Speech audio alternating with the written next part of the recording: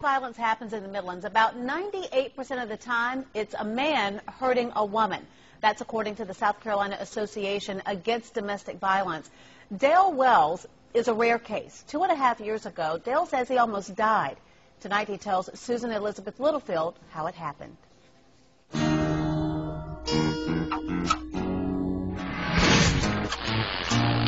I walked out my front door, walked down my 3 steps, and I heard Dale in a very distinct New York accent, and I knew it was Denise. And I turned to the right, and I'm looking down the barrel of a .357 Magnum. She said, "If I can't have you, no one can." The first bullet hit me dead in the center of the chest. The second one went through and shattered this arm in 2 places. I fell to my stomach. She walked up on me and shot me twice in the back. She then laid the barrel of the gun on the bridge of my neck, pulled the trigger, went through, came out here. That is how their love story ended. This is how it began 3 years before. Dale Wells was the manager of this Waffle House. Denise, a grad student looking for part-time work. Wells hired her. Click is an understatement. When I saw her and talked to her, it was magical.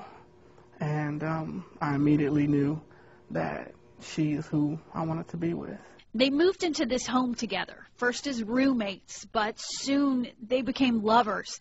Then comes the part of the story no one else knew. I guess there was always signs of aggressions, not towards me at first. First, it was anger, he says, then control. She would come to my job, sit on my job from the time I got there to the time I got off. At first, people thought that was cute. Oh, she really loves you. You know, she wants to be with you all the time, you know. And at first I was like, yeah, that's really cute. But then it got weird. Wells says his girlfriend never hit him. She took out her anger on the things around him. Second year we were together, I purchased a pug. Chubbs was his name, my favorite pug. He was just awesome. One day, he says, Denise didn't want him to go to work. She asked him to spend the day with her. If not, she would kill his dog. But it was enough for me, and I called and said I'm going to be a little late to work. And I took Chubbs to a gentleman who had 3 other pugs, and I explained the situation to him. And that day, I'll never forget, he sat there and he looked at me and he said,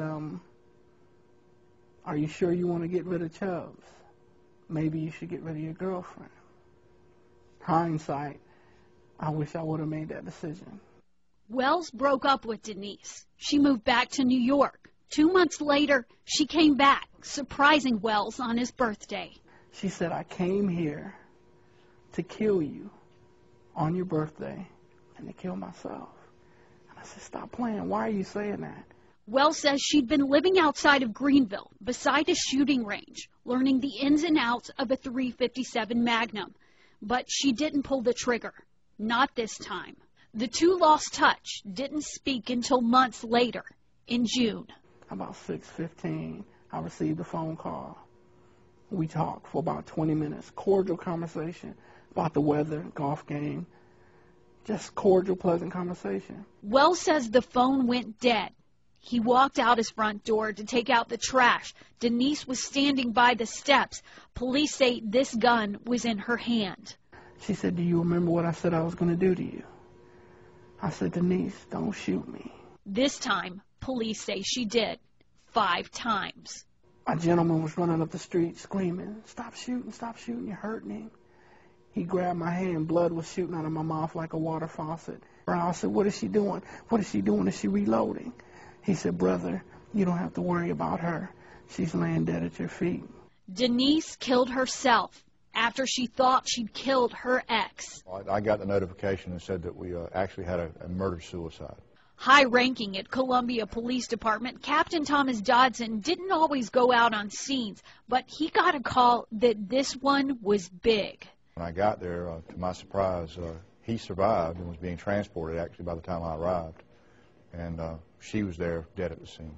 An open and closed case, Dodson says, the worst case of its kind he's ever seen. As far as female versus male, it would rank at the top of the scale. 2 months in the hospital, Dale Wells only has one lung. 2 bullets are still inside of him. Another he wears as a necklace. Wells still has trouble breathing and walking, has yet to return to work. He spends his days giving speeches, trying to stop domestic violence and break stereotypes. You can't handle your woman? What's up with you? We're too embarrassed to call the police and say, I just got hit, slapped by my wife. Pride is what he says silenced him for too long. I was blessed. Through God's grace, I'm still here, able to tell my story, wearing my bullet, wearing my scars. And so ends the story of a love lost and a purpose found. What makes Dale Wells' case so rare, experts say, is that if a man is abused by a woman, in most cases it's a case of retaliation. Local advocates call Wells a true victim.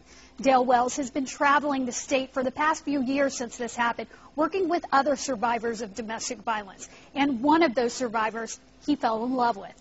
Dale Wells has been married for 1 year. He says he wants people to know that there can be love after abuse. Now, the stats on domestic violence against males are a bit sketchy. Advocates believe that's because it's underreported, because men are ashamed to come forward.